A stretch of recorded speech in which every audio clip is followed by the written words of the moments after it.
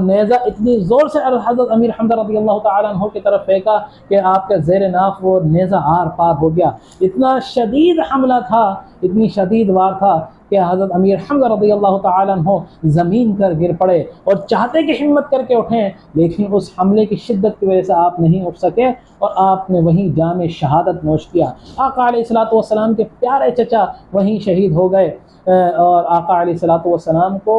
जब ये खबर हुई तो आका अलैहिस्सलातु वस्सलाम बड़े गमगीन हुए। लेकिन आप शान देखिए हज़रत अमीर हमज़ा रज़ियल्लाहु ताला अन्हु की कि 70 के करीब सहाबाए किराम शहीद हुए और आका अलैहिस्सलातु वस्सलाम ने सबसे पहला जनाजा हज़रत अमीर हमज़ा रज़ियल्लाहु ताला अन्हु का जो है वो पढ़ाया और हर सहाबी के साथ 70 सहाबी के साथ अलग अलग मरतबा हज़रत अमीर हमज़ा रज़ियल्लाहु ताला अन्हु का जनाजा पढ़ा गया। इस तरह के हज़रत अमीर हमज़ा रज़ियल्लाहु ताला अन्हु का जस्ते खाकी और हर एक एक सहाबी का जस्ते खाकी सामने आता और आका